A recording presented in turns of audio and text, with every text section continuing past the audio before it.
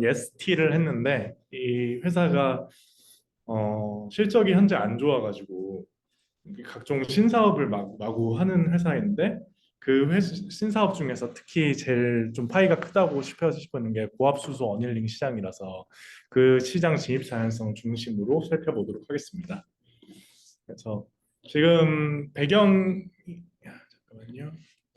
지금 배경이 HBM이 지금 좀 크게 성장하고 있는 분위기라는 건 아까 해주셨으니까 넘어가고, 그래서 HBM 시장에 장비를 공급하는 게 좀 파일을 높여주는 데 도움이 될 것 같아서 어, 네.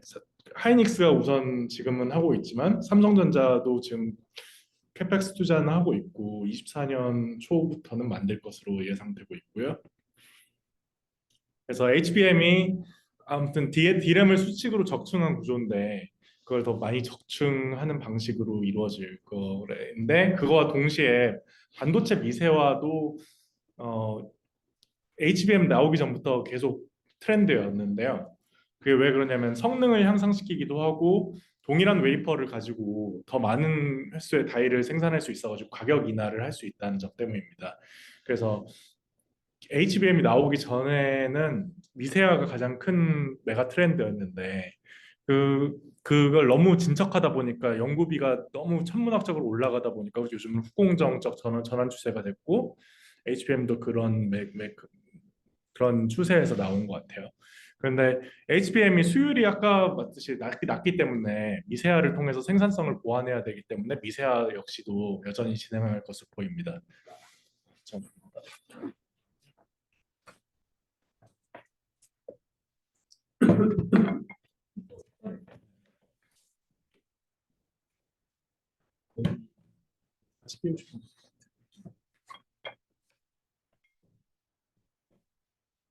미세화를 진행하다 보니까 반도체 구조가 좀 바뀌게 됐는데요. 반도체 구조는 이렇게 소스, 드레인, 게이트, 절연막으로 이루어집니다. 그래서 게이트에서 대문 역할을 하고 소스에서 전하를 공급해가지고 드레인으로 빠져나가는 과정의 반도체를 그러니까 그렇게 데이터를 처리하는 과정인데, 여기서 절연막은 크게 두 가지 기능을 한다고 합니다. 게이트에 전압이 걸리면은 흩어져 있던 마이너스 전하를 절연막 아래로 긁어모으는 역할이랑 이것이 게이트 밖으로 도망가지 못하게 방어하는 임무, 두 가지가 있는데, 그래서 정전 용량이란 거를 확보해야 그 반도체가 처리를 하기 때문에 이 세 가지 조건이 있는데요. 이 절연막의 면적 자체가 넓어지거나 두께가 얇아지거나 유전율이 높아지는 방향으로 그 이 세 가지 조건 하에서 특정 정전 용량을 확보할 수 있다고 합니다. 근데 제가 여기 조금 첨언해 드릴게요. 말씀 잘해주셨는데 우리가 트랜지스터라는 반도체 다이 안에 우리 눈에 보이지 않는 회로 패턴을 새기는 기본 구조 단위입니다. 이런 게 이제 여러 개가 붙여지면서 우리가 알고 있는 보이지 않는 세계 속에서 트랜지스터가 여러 개 붙여지면서 회로가 엄청 집적도가 커지는 건데, 그 하나의 단위를 이제 떼어가지고 보여주는 거예요. 근데 여기서 소스랑 드레인에서 전자가 이렇게 흐름이 감으로써 우리가 흔히 아는 어떤 반도체 스위치의 역할이 이루어지는 건데, 보통 이 게이트에서 전압이 걸리고 그럼 여기에 전자가 보이고 전자가 보이는 거에 대한 흐름을 만들어야 되는 건데, 이게 모임으로써 이 전자가 게이트 밖으로 빠져나가면 안 되기 때문에 절연막이 흔히 말해서 그 막을 해주는 거예요. 절연에 막을 해주는 겁니다. 근데 이 트랜지스터 자체가 한 단위라고 제가 말씀드렸잖아요. 얘 자체가 미세화가 되거든요. 그러면 흔히 말하는 우리가 몇 나노라고 이야기하는 게 이 게이트의 이 너비를 이야기하는 거예요. 네. 우리가 다이는 눈으로 보이잖아요. 그죠? 근데 미세화는 계속 된대. 근데 도대체 뭐가 되는 건데? 라고 하면 그 안에 있는 수많은 트랜지스터 중에서의 하나를 가져와가지고 이 게이터의 너비를 기준으로 우리가 흔히 말하는 미세화의 단위로서 이야기를 하거든요. 네, 근데 이게 얇아지면 얇아질수록 더 많은 트랜지스터를 넣을 수 있죠. 그 다이라는 우리 눈에 보이는 그 표면적 안에. 그러면서 성능이 좋아지는 건데, 근데 이제 미세화가 되면서 지금 이게 트랜지스터의 구조가 바뀌고 있다라는 걸 이제 이어서 설명을 해주시려고. 네. 그래서 미세화에 따라서 아까 말한 1조건은 구비가 불가능하게 됐습니다. 이게 반도체가 작아졌기 때문에요. 그리고 2조건을 하려고 하니까 그 개인 절연막을 너무 얇게 하면은 전류가 새 나가가지고 3조건밖에 할 수 없게 돼가지고 절연막 소재를 결국 바꾸게 되는 거죠. 조건을 앞에서 한번 다시 얘기해 주시겠습니다. 네. 그세개 조건 중에 1조건, 2조건이 안 된다라고 얘기를 해주시는 거예요. 3조건은 유전율이 K 값이 높아져야 된다라고 얘기해 주시는 거예요. 네, 그래서 AKMG라는 구조 변화가 이루어졌는데 일단 하이K를 쓰지 그대로 바꾸자니 그게 실리콘과 호환성이 좀 줄어들어 가지고 게이트 소재가 메탈로 바뀌었다고 합니다. 실리콘에서 메탈이 저는 막또 하이케이를 주고 바뀌고 유전율이 높아야 된다고 하죠. 하이케이. 이 AKMG라고 하는데요. 그래서 인텔이 10년 정도 전에 시도했고 요즘은 메모리 반도체에 적용되는 중인데 이게 증착 방식의 변화를 좀 가져온다고 해요. ALD 방식으로 증착을 해야 된다고 하고 이 ALD 방식이 좋긴 한데 얇고 좋긴 한데 그 기존의 방식은 화학적 증착으로서 그 자연스러운 변형을 시켰는데 이거는 이게 원자를 가지고 증착을 시키다 보니까 좀 더 불퉁불퉁해지는 단점이 있다고 합니다. 그래서 ALD는 이런 식으로 이루어지고요. 그래서 부각된 게 일단 어닐링이라는 방식은 기본적으로 수율을 높이고 그 좀 오류를 치유하는 방식으로 이루어지는데 두 가지가 있어요. 기존에는 열 처리 어닐링이라는 게 굉장히 활발했는데 그거 레이저 어닐링은 그 열 처리 어닐링 중에 하나입니다.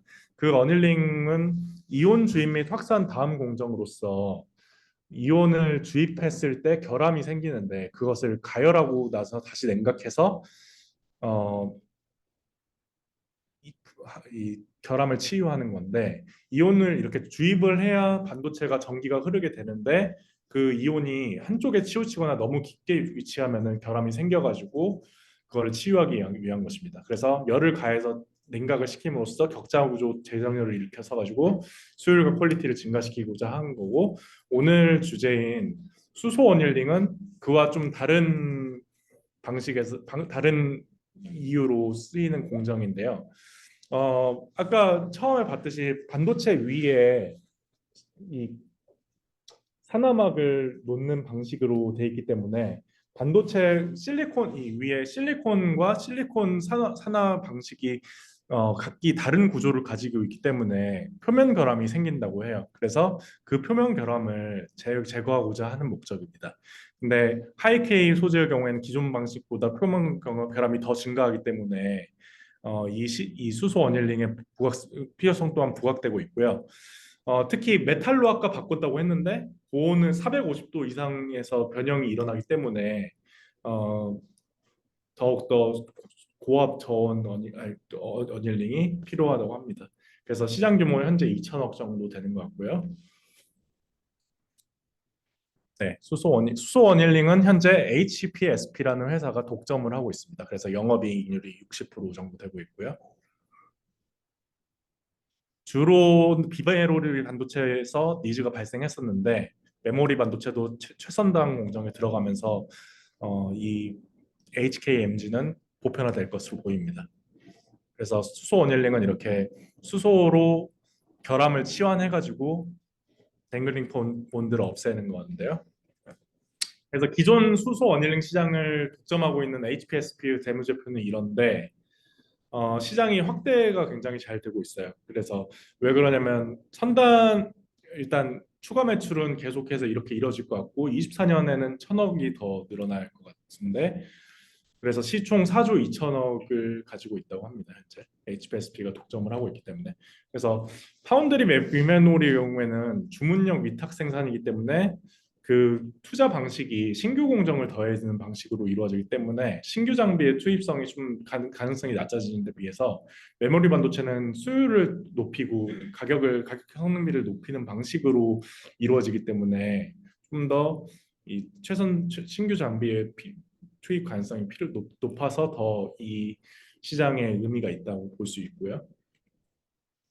그래서 지금 두 HPSP 위에 게 HPSP의 재무제표인데 이 시장을 조금 먹을 수 있다면 아래가 지금 오늘 주제인 예스티인데 이 재무제표를 좀 낮게 만들 수 있지 않을까 하는 게 오늘 투자 아이디어입니다. 그래서 HPSP가 어떻게 이 시장에 먼저 진입했는지부터 알아보도록 하겠습니다. 삼성 파운드리에서 애플 AP를 11년에 했었는데요. 그때 처음 도입을 했다고 하는데 그때는 수소가 아니라 다른 기체를 고압으로 처리하는 방식이었다고 합니다. 그때부터 시작됐었는데 계속 HPSP가 독점을 하다 보니까 TSMC까지 납품을 하고 있고 특허는 30개 정도 보유하고 있다고 합니다. 그래서 23년 중순에 예스티가 고압 어닐링 장비를 자기들도 출시하겠다라고 발표를 했는데 9월에 특허 금지, 침해 금지의 소를 제기함으로써 이 특허 분쟁이 시작됐고요. 이 히스토리를 말하자면은 HBM 시장이 개화돼 가지고 HPSP가 먼저 주가가 폭등한 다음에 예스티가 그에 따라서 경쟁 제품을 출시 계획한다고 발표했고 주가가 같이 올랐어요. 근데 특허 소송을 제기하니까 폭락했죠. 그래서 지금은 다시 회복되는 분위기인데 여전히 그 고점에는 이르지 못한 상황입니다. 그래서 EST를 먼저 알아보면은 디스플레이 장비를 먼저 하고 있었어요.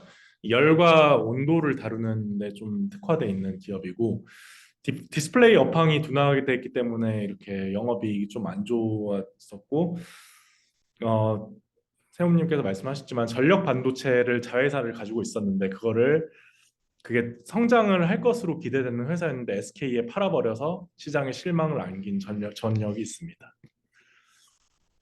그래서 이 고압 어닐링 장비의 한정에서 얘기하자면 22년부터 특허 추론을 했고 알파 테스트를 22년 하반기에 그리고 9월에 이번 23년 9월에 베타 버전 관련 테스트를 SK 하이닉스 했고요. 23년 4월에는 국책과제인 차세대 고압 어닐링 장비 개발 기업으로 선정되기도 했는데 이거에 HPSP도 참여는 했다고 알고 있어요. 근데 국책과제가 특성상 좀 더 돈을 타내기 위한 목적으로 쓰이는 경우가 많기 때문에 엄청 의미를 부여하지는 않지만 아무튼 선정됐습니다. 그래서 HPSP가 그런 상황에서 ST에게 특허 소송을 걸었는데 이렇게 더 벨의 기사에 따르면은 특허 소송을 이렇게 제기했다고 해요. 그래서 알아보니까 EST 장비를 사용하지 말라. 그리고 지금까지 손해가 있다면 손해를 배상해라. 라는 거였고 EST는 이에 대해서 문제는 없다라고 대답했습니다. 그래서 오늘 이 특허 소송에 대해서 좀 어떻게 알아볼 건지에 대해서 방법론을 말씀드릴 건데 특허로라는 사이트와 키프리스라는 사이트가 있는데 특허로에서 이 특허 보관함 부분을 누르시면 이렇게 예스티 먼저 이 특허 정보 사이트에서 예스티의 특허 추론인 코드를 알아야 돼요. 그래가지고 그 코드를 특허 보관함에서 검색하면 이렇게 나옵니다. 그래서 이 8개가 현재 EST가 SPS에 대해서 걸어놓은 반소 일종의 반론 제기인데요. 이걸 번호는 어떻게 알아야 돼? 네? 이 번호를 알아야지 검색해 볼수 네네 먼저 EST의 특허 정보를 보고서 EST 코드가 있어요. 이거 뭐 16자리 정도. 그래서 그거를 가지고 특허 보관함에 가가지고 그 EST 번호로 누르면 이렇게 뜨는 거죠. 그래서 이 8개를 다 봤는데 8개가 자세한 정보는 안 나옵니다. 이렇게 무슨 특허가 연관돼 있는지만 알 수 있는 비공개 심리이기 때문에 그래서 정리를 해봤습니다. 그래서 일단 좀 더 대응에 대해서 말씀드리자면은 HPSP의 경우에는 한 개의 특허를 가지고 소송을 건 거예요. 그랬더니 그 한 개의 특허에다가 무효 심판, 권리범위 확인 심판을 제기했고 그에 덧붙여서 세 개의 특허에다가 권리범위 확인 심판을 제기했는데 이 권리범위 확인 심판이란 자신의 제품이 타인의 제품을 침해하지 않는다는 소송이에요. 그래서 그거를 확인해 달라고 심판을 반소를 제기한 거죠. 그래서 구조를 먼저 이해하셔야 되는데 특허 침해 소송을 제기했고 그에 대해서 그 특허를 관련해서 무효 및 소급 심판을 제기했기 때문에 특허 침해 소송을 일단 심리를 중단합니다. 그래서 무효 및 소급 심판을 먼저 심리하고 있고요. 그래서 무효 심판에 의해서 근거 권리가 죽거나 소급 심판에 의해서 근거 권리를 취하지 않는다는 결론 시에는 HSP가 패소하고 그 두 가지를 모두 ST가 패소했을 때 HSPS가 승소할 가능성이 있는 거죠. 그래서 ST의 대응은 이 네 가지입니다. 모두 네 특허 모두 HPSP 특허이고요. 특히 중요한 건 3번, 4번 무효 1번, 2번은 그냥 관련 없다라는 심판이고 3번, 4번은 이 스커를 없애달라는 심판이기 때문에 근데 또 3번 특허는 26년 만료되기 때문에 아주 중요하진 않다고 해요. 그래서 34년에 만료되는 네 번째 특허의 중점에서 파악할 거고 네 번째 특허가 왜 중요하냐면 HPSP가 애초에 이 특허를 중심으로 걸었기 때문에요. 그래서 대충 이렇습니다. 그래서 얘 걸결을 예측하기 위해서 우리가 할 수 있는 게 많지는 않아요. 그냥 이 특허 아까 이 화면을 보고서 어떤 특허들과 관련이 지금 걸려 있고 이 특허에서 무효 사유가 있는지 무효 사유가 있다는 거는 신규성이 없어가지고 그 특허가 애초에 잘못 등록되었다는 거거든요.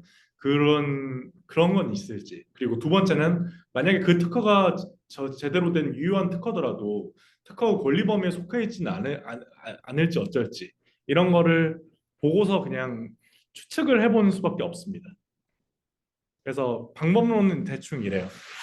그 HPSP 등록 특허를 가지고 HPSP 전에 선행 특허가 있을 거란 말이죠. 주로 미국에 있습니다. 그래서 그 특허에 대해서 어떤 것이 신규성을 가지고 있어가지고 HPSP가 특허를 할 수 있었는지 보고 그 신규성과 예스티 특허와의 관계를 보면은 진보성을 부정할 수 있는지를 판단할 수 있다는 이게 방법론입니다. 그래서 3번 특허부터 보자면 3번 특허 명세서를 저는 솔직히 잘 읽을 수는 없어요. 이거 명세서는 특허 변리사 중에서도 좀 그 분야에 아는 사람만 할 수 있다고 하더라고요. 근데 대충 읽어보면은 HPSP의 특허는 3번 특허는 내부 챔버와 외부 챔버를 이렇게 분류하는 거였고 그 전에 선행 특허가 또 찾아볼 수 있거든요. 그래서 가소닉스라는 회사에서 선행 특허가 있었는데 가소닉스 선행 특허는 내부 챔버와 외부 챔버를 구분하게 했을 때 이렇게 좀 더 단순한 형태였던 거죠. 그거를 금속재와 비금속재로 한정하는 방식으로 3번 특허가 이루어지고 있었다고 합니다. 그래서 예스티 특허는 이따 보여드릴게요. 그래서 4번 특허 제일 중요한 거죠. 4번 특허에 대해서도 좀 봐왔는데 4번 특허 명세서는 이렇게 5가지의 청구 범위로 이루어져 있습니다. 내부 챔버, 도어, 외부 챔버, 도어, 회전 체결리. 근데 또 이거를 HPS 특허를 구조를 굳이 보자면 이렇게 내부 챔버를 닫고 회전시켜가지고 고압을 만드는 거였고요. 근데 연구를 해보니까 이거는 아톰회사에서 이미 비슷한 특허를 가지고 있다고 하더라고요. 그래서 내부 챔버 외부 챔버 도어는 이미 가지고 있었고 회전 체결을 하는 링에 대해서 승규성을 가지고 있던 것으로 파악이 되고요. 그래서 예스티 특허도 봤습니다. 이게 확인 대상 판결이라고 해서 예스티가 가지고 있는 이 특허가 아까 소극적 권리 심판이 되느냐 그러니까 이게 쟁점인 거죠. 근데 또 변리사한테 물어보니까 확인 대상 판결과는 다르게 나올 수 있다고 해요. 실제 장비는 또 다르기 때문에. 그래서 그거는 또 법원에서 제출을 하는 건데 우리가 지금 확인할 수 있는 건 확인 대상 판결이밖에 없고 이 예스티의 실제 기계가 이 확인 대상 예스티가 가지고 있는 특허와 어느 정도 일치하지 않을까라는 전제 하에서 이루어지는 겁니다. 그래서 다를 수는 있는데 예스티 특허를 봤더니 이중 구조가 아니라 일중 구조로 돼 있더라고요. 그래서 명세서를 읽어본 결과 유사성이 있긴 하지만 HPSP의 제일 중점이었던 이중 챔버와 구별돼 있다는 거랑 체결링은 나타나지 않아 있었다는 겁니다. 그래서 두 개 모두 회피 가능할 여지가 많아 보인다는 게 현재까지 제가 연구해 본 결과예요.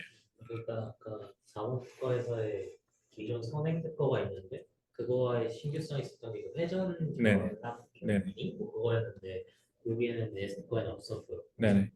그리고 뭐 이중 아까 또 다른 3번 이, 특허냐 거기서 이중 챔버 구성이었는데 이거는 또 홀로 되어 있는 챔버 구성이었으니까 거기서도 좀 다른 부분이 있었는데 네네. 물론 이제 이 특허와 실제 장비는 좀 더 다를 수 있지만 네네네. 어쨌든 간에 이 HPSP가 ST한테 소송을 걸었던 그 중요한 3, 4번 특허 부분에서는 어느 정도 다른 부분이 세트에 가서 있다. 네네. 이게 결론인 거죠. 네네. 회피할 가능성이 좀 있어 보인다는 정도로 알아봤습니다. 사실 가본 적은 좀 없어서. 그래서 기사에 따르면은 그리고 또 차이점이 보였던 게 이게 아까 말했던 국책 선정 과제인데 이것도 정부 사이트에서 볼 수 있는 건데 이 국책 사이트를 보면은 900도 내지에다가 30바 형태였기 때문에 기존 HPSP 장비와는 좀 차이가 있다고 합니다. 근데 아까 의문이 메탈의 소재 변화가 있어가지고 좀 못한다는데 어떻게 900도로 만들었냐? 그래서 그런 의문을 가져봤는데 예스티의 설명에 따르면은 온도를 가변적으로 적용 가능해서 100도에서 900도까지 커버하고 사나방 어닐링에도 사용 가능할 수 있도록 만들려고 한다. 이렇게 답변을 하더라고요. 이거는 아까 HPSP의 고압 저온 수소 어닝 장비가 쓰이는 결정적인 이유가 기존 트랜지스터에서 HKMG 구조로 바뀌었잖아요. 근데 그 과정에서 실리콘도 메탈로 바뀌고 기존 절연막도 그 하이K 물질로 바뀌었는데 하이K 물질에서의 그로 바뀌면서 표면 결함을 치료하는 동시에 메탈이 녹지 않는 온도에서 할 수 있어야 되는 어닐링 장비가 HPSP 장비밖에 없었는데 그 온도가 45, 450도 언더여야 되거든요. 근데 여기서 지금 900도까지라고 나와 있던 게 의문이다라고 말씀하신 거고 그래서 탐방해본 메트들 보니까 100도에서 900도까지를 커버하는 거다라고 얘기하신 거예요. 네. 그래서 업계의 시각은 열 특성이 좀 다르다고 합니다. 그래서 동일한 기술로 보이지 않는다라는 의견이 지배적인 것 같고 어닐링 장비, ST 어닐링 장비가 좀 특수성이 있대요. 좀 더 고압이고 중수소 농도가 100%라서 좀 더 기술적으로는 나은 것 같다라는 말이 있는데 판결까지 1년 이게 이 기사가 10월에 나왔으니까 올해 10년이죠. 10월이죠. 까지 소요될 수 있어가지고 양산 일정엔 차질이 생길 가능성이 높다라는 것 같습니다. 그래서 예스티의 이 IR 자료를 보면은 분쟁이 종결되는 경우에 예스티의 주장에 따르면은 하이닉스는 올해 내로 양산 물량이 납품이 가능할 거라고 본다는데 일단 예스티가 생각하는 분쟁의 결과물은 4월이라고 하네요. 근데 그것보다는 좀 제 경험상으로는 오래 걸리지 않나 싶은데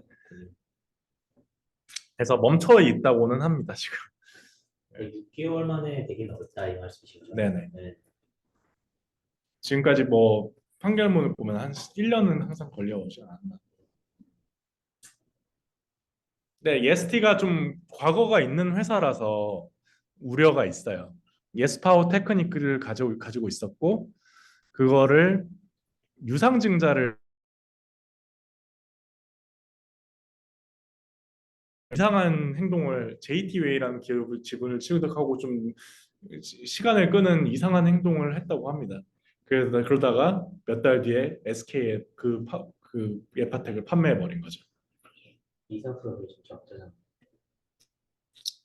네, 그래서 IR 통화에서는 또 이거 회사에서는 어쩔 수 없었다.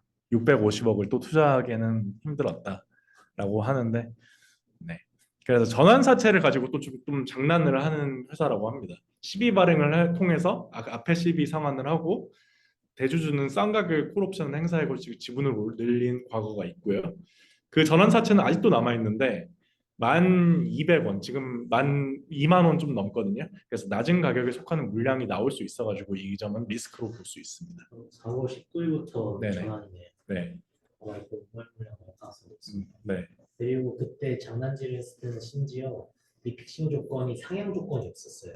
하향 조건만 있었습니다. 그래서 그걸 주가를 계속 늘려가지고 전환가액을 낮추고 그 다음에 콜옵션을 행사하고 주가를 올리고 그러니까 이 짓을 계속 반복하는 거죠. 그래서 지금은 조금 오버의 물량이 있을 수 있으니 이 이후에 하던 게 낫지 않은가 하는 생각이 드네요. 네. 워낙 어플 잘하는 회사라 아까 뭐 1년 걸릴 거라고 말씀하셨지만 약간 지들이 뭐 확실히 좀 생기면 뭐 어플하면서 주가도 펌핑하지 않을까. 네. 19일에 좀 빠지면 살짝 담으면 재밌긴 하겠네. 그래서 EST가 만약에 이긴다면은 시장 점유율을 가져오면은 물론 OPM은 HPSP OPM 60%를 할 수는 없습니다. 단가 경쟁이 일어났기 때문에. 근데 아무튼 시간당 처리 매수가 더 높은 걸로 알려져 있어가지고 한 번에 125매거든요. HPSP는 70매 정도 한다고 합니다. 그리고 한 번 회수에는 3, 4시간 걸린다고 하고요. 한 번 처리할 때 3, 4시간 걸리는데 그게 125매를 한다고 합니다. 그래서 어, 현재 시총이 4천억이라서 어느 정도 가져온다면 지금보다는 업사이드가 많이 열려 있다라고 생각됩니다. 그래서 이길 가능성이 있어 보이는데 진단 전제하에 현재 밸류가 설명이 되는지 하방이 좀 있는지에 대해서 좀 알아보도록 하겠습니다. 현재 예스티의 밸류 그 재무제표는 이렇고요. 현재 뒤쪽에 있는데 10 네, 이따 보여드리겠습니다. 현재 공시를 냈는데 23년 4분기는 흑자 전환을 했다고 공시가 나왔어요. 1년 기준으로 먹자는 아니요. 아니죠? 네네. 그걸 한번 확인하고 가겠습니다. 네. 13억 영업이 흑자 전환이기 때문에 잠깐만 보여주실 수 있나요? 뭐요? 그표 실적 써있던 아 이거요? 직질 얼마로 보고 있는지 궁금해서 128분이요. 네, 좀 높게 평가를 이거는 근데 좀 IR 협의회에서 냈던 리포트인데 조금 평양이 돼 있는 것 같은 느낌이 있었어요. 근데 얘네들 제가 이렇게 보수적인 단인 걸로 알고 있는데 아 그래요? 뭐 네, 그래서 13억 현재 4분기에 흑자 전환했고요. 연간으로는 13억. 연간으로는 그냥 거의 뭐 분기 역전을 하긴 했네요 네, 영업이. 네, 네. 그래서 나아지고 있는 경향이 있습니다. 그래서 그 이유는 디스플레이 장비에서 반도체 장비로 지금 체질 개선이 되고 있기 때문이에요. 본질적으로. 그래서 반도체에서는 이런 것들을 만들고 있다고 하고요. 그래서 EST의 현재 재무만 보고서는 좀 그런데 HBM과 관련해서 여러 가지 것들을 납품하고 있다고 합니다. 그런데 HBM 그 세홍님이 썼던 거에 보니까 HBMing 수주 공시가 나온 게 5개 회사라고 하던 써 있던데 그런 건 어디서 검색하죠? 저는 그냥 제가 다 커버한 거죠. 아, 네, 그러니까 HBM 수중실 됐던 회사들을 제가 다 커버를 한 거예요. 아. 네, HBM에 수주 공시를 했던 장비사들이 몇 개 없대요. 근데 여기서는 지금 말씀드리겠지만 세 개의 지금 HBM 사업이 있어가지고 업사이드가 좀 있지 않나 싶은데요. TSV 공정을 통해 관통을 하는 건데 어, 이 방식에서 쓰이는 것들이 많이 있다고 합니다. 이 장비 포트폴리오는 이런데 우선적으로 웨이퍼 가압 큐어 장비를 만들고 있는데 언더필 삼성전자는 하이닉스랑 다르게 언더필 공정을 사용하고 있죠. 근데 이 언더필은 칩과 칩을 사이를 채워주는 재료인데 어, HBM이요. 아까 모듈이라고 했죠.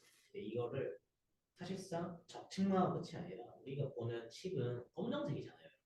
그래서 몰딩 작업을 하는 거거든요. 몰딩. 그러니까 여기다가 씌우는 거예요. 그 어떠한 소재들을.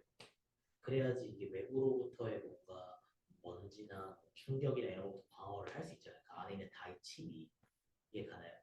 그러니까 검은색으로 한 건데 그 몰딩을 할 때 그 어떠한 소재들을 넣는 그 과정이 이제 그 언더필 공정이라고 얘기하는데 얘기를 해주시는 거고 그 몰딩 작업을 하는 과정에서 SK 하이닉스와 삼성전자의 그 공정이 다릅니다. 그래서 NCF 공정을 쓰는 게 이제 삼성전자고 그리고 머프라고 해서 MUF라는 방식을 쓰는 게 이제 SK 하이닉스인데 원래 이제 머프 방식이 더 신기술이에요. 그리고 이걸 기점으로 HBM3에서 엔비디아의 독점 수주를 따낸 겁니다. 원래 HBM2까지는 두 개의 회사가 전부 다 NCF 공정을 만들었었거든요. 그래서 삼성전자도 이제 MUF 방식으로 따라오려고 지금 막 하고 있는 과정 중인 거고 하여튼 삼성전자는 현재 그런 언더필 방식을 사용하고 있는데 이 언더필이 보이드가 생긴다고 합니다. 그 화학 소재가 위에서 아래로 떨어지는 과정에서 쌓임이 발생하는 거에 대해서 빈 공간을 눌러줘서 채워주는 역할을 하는 기계를 만들고 있다고 합니다. 네, 그래서 가압을 이것도 압력 열과 압력을 미치게 하는 회사라서 동일한 방식으로 진행하고 있는 것 같고요. 이거는 네, 읽어보시면 될 것 같습니다. 그래서 또 EDS 칠러라는 걸 가지고 있는데 이거는 말하자면은 냉장고 같은 건데 EDS 공정에서 쓰이는 칠러는 다른 보통 칠러 관련주는 식각 공정에서 필요한데 EDS 칠러만 ST가 만들고 있어가지고 좀 업사이드가 있다고 있는 것으로 보입니다. EDS가 아까 말했던 그 테스트 공정 쪽이랑 관련돼 있는 거지. 아까 테스트와 그 검사 이런 수율 쪽이 많이 늘어날 거라고 했잖아요. 근데 하필이면 ES 공정에 대한 칠러를 만들고 있던 회사가 ST밖에 없단 말이에요. 그래서 이 ST가 HBM용으로도 그걸 만든 겁니다. 그래서 이번에 삼성전자한테 납품해서 수종실을 띄웠는데 이제 그거 관련해서 제가 어쨌든 썼던 거고 과거에는 삼성전자 독점했다라는 기사도 옆에 있었던 거 네. 읽고 있잖아요. 독점 공간 장비도 있다면서 EBS 챔버 장비를 삼성전자에 있는 챔버는 SK하이닉스에 독점 공간하고 있다. 이게 ST 2015년도 기사거든요. 근데 이제 HBM용으로 바꾼 걸 보는 거죠. 저는 주담한테 통화를 해봤는데 EBS 챔버는 자기들만 만든다라고 좀 자신 있게 얘기하더라고요. 네. 이 장비가 엄청 고부가 가치인 것 같지는 않긴 한데 아마 그 HPSP의 독점을 깨려는 장비를 만들기까지 약간 바통 터치해줄 수 있는 역할 정도는 해주겠죠. 그리고 이거는 HBM만 연관되는 거 아닌데 네오콘이 좀 습도 제어 장비 역시 확대가 기대되고 있다고 합니다. 그게 메모리 비메모리 쪽이었는데 메모리로 적용이 확대되는 추세라서요. 그리고 마지막으로 EDS 퍼니스 장비를 초도 물량을 2월 22일 최근이죠. 네, 수주했다는 공시를 냈습니다. 이건 제가 못 봤는데. 그래서 퍼니스 장비는 테스팅 그거인 것 같아요. 확실히 ES 쪽이 좀 ES 공정에서 그래서 이 아까 말한 IR 리서치 센터의 자료인데 엄청 좋게 보더라고요. 고압수소 어닐링 장비를 반영하지 않더라도 흑자 전환 및 이렇게 어느 정도 높은 수준의 턴어라운드를 이뤄갈 것으로 예상을 하더라고요. 그래서 IR 자료 두 개를 첨부했는데 여기는 좀 IR을 좋게 말을 하는 경향이 있어가지고 확실히 믿을 수는 없지만 이렇게 되게 자신이 있는 것처럼 말은 하고 있었습니다. 우리 궁금한 회사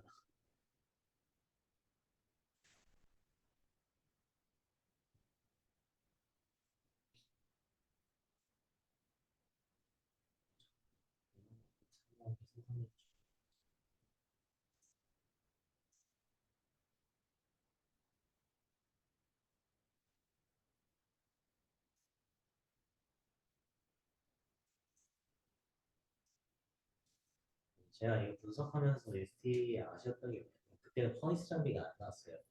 웨이퍼 가압 큐어 장비가 이제 아까 말했던 EDS 칠러 장비보다 수주가 조금 더 많이 나온 금액대가 컸거든요. 근데 그 장비는 머프 방식으로 가면은 안 쓰일 가능성이 있습니다. 네. 그래가지고 제가 SK 하이닉스에 그게 침투가 안 되겠구나라는 좀 아쉬움이 있었던 거 같아요. 지금 여기서 얘기가 나오네요. MR 머프를 사용하기에 삼성전자처럼 가압 장비가 필요 없는 걸 보면 되는가 나오죠. 애초에. 저는 이거를 딱히 이제 외부 자료가 없어가지고 제가 혼자서 이제 추정을 해봤는데 근데 이제 그래서 SK하이닉스는 안 쓸 것 같다라는 식으로 추정을 해봤는데 그럴 것 같다라고 얘기를 하네요. 6월달에.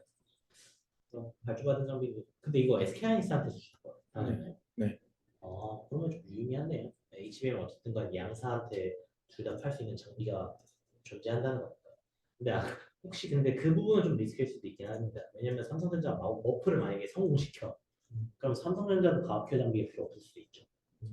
왜냐면 그 머프 방식이 아니고 NCF 방식이었을 때만 그 보이드가 많이 생기는 거거든요. 네. 보이드가 생기는 게 약간 그런 걸 생각하면 돼요. 여러분 액자 필름 붙여 여기 막 공기 주머니 남잖아요. 그걸 이렇게 눌러가지고 없애주는 그런 느낌의 잔디라고 생각하면 됩니다. 네. 보이드라는 게 그런 그렇다고 열심히 하시네요. 네, 보니까. 그래서 차트적으로는 저항 지지에서 사서 저항에 팔라는 말을 많이 하잖아요. 그래서 대충 지지와 저항은 이런 상태고 19,000원대에서 아마 올 것 같은데 특히 그 전환사채 정크할 때 네, 4월 그때 오지 않을까 싶어서 저의 경우에는 19,000원대에 좀 담아보려고 합니다. 물량이 좀 많지 않나요? 네, 아까 상당했던 것 같아요. 355이니까 10%네요 지금. 네. 그죠? 이거네. 근데 FTC가 얼마나 많지 약간 체감이 돼. 근데 사실 얘네가 시가총액이 낮을 때 350억 한 거라. 네. 그래서 사실상 이 전환가능 수량을 봐야 돼요. 우리가 보는 거. 340만 주를 보는 게 맞죠. 이 금액보다. 네. 이 금액은 340만. 사실상 요 전환가의 기준으로 나온 거니까. 네. 그래서 아마 지금은 2만 원이라고 하면은 이게 700억 될 테니까 20%일 거예요. 이게. 네. 그냥 20%가 아마 투하가 될 텐데 무조건 주가만 안 밀릴 겁니다. 얼마 남지도 않았고 4, 50일 네, 얼마 안 남았죠. 기다려볼만 하겠네요. 네. 어차피 우리 그 HPSD까지 그 기한도 있을 테니까 그때 한번 눌러주고. 그래서 아무튼 HPX, 카펙스 증대로 인한 추세주가 될 가능성이 높은 회사이고 연관이 있는 장비만 3개라서 어닐링 시장에 이길 가능성이 적지 않다고 보는데 실패하더라도 어느 정도 안전한 투자가 될 수 있지 않을까 싶어서 저 경우에 진입을 결정했습니다. 이상입니다. 그 누구한테 오면은 그 기간 근처에서 네. 하시고. 네, 잘 봤습니다. 학원은 이렇게까지 항상 제가 지휘장으로 이렇게 해봤는데 약간 새로운 신선하네요. 쪽에 변리사분들을 아시는 거 아니면 네. 원래 따로 원래 이쪽 부분을 잘 아시는 저 경우엔 로스쿨 나왔고 그래서 아. 대충 알고 있다가 변리사들을 좀 소개를 근래에 받았어요. 그래서 변리사한테 좀 신규성 이런 것도 물어보고 있죠. 그거 있으시는 거죠? 저한 10분 쉬었다가 네. 이제 마지막으로 이제